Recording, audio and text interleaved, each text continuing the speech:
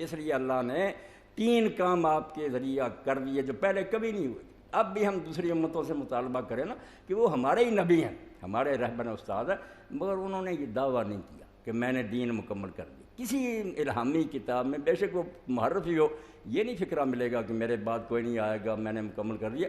بلکہ سب سے آخری جو ہے اس وقت گاسپل انجیل، اس میں بھی مسیح علیہ السلام کہتے ہیں کہ دین کی بہت سی باتیں باقی تھیں مگر اب تم نے سمجھ نہیں سکے.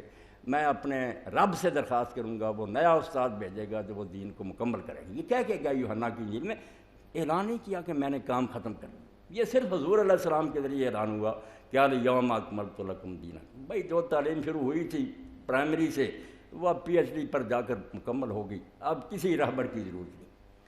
پھر کچھ لوگ ایسے تھے انبیاء علیہ السلام جو اپنی قوموں کے لیے آتے، علاقوں کے لیے آتے، مگر رسول کریم علیہ السلام کی بعثت عمومی، آپ سارے جان کے استاد اور رہبر ہیں.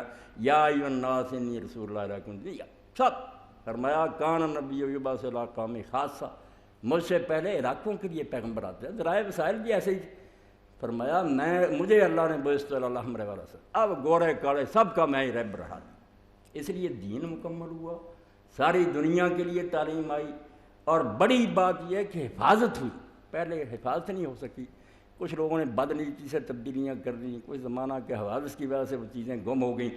یہ تعلیم جو تھی اصل، یہ اب قیامت کے لیے من وان وہی ہے جو اللہ کے رسول علیہ السلام نے دی. یہ 3 خصوصیات حضور کو ایسی حاصل ہیں: دین کی تکمیل، آپ کی دعوت کا عمومی ہونا، اور دین کا محفوظ رہنا، جس کا بالکل لازمی نتیجہ ہے پھر ختم الوقت. فرمایا جب یہ ساری ضرورتیں پوری ہو گئی اب کیوں نبی آئے گا؟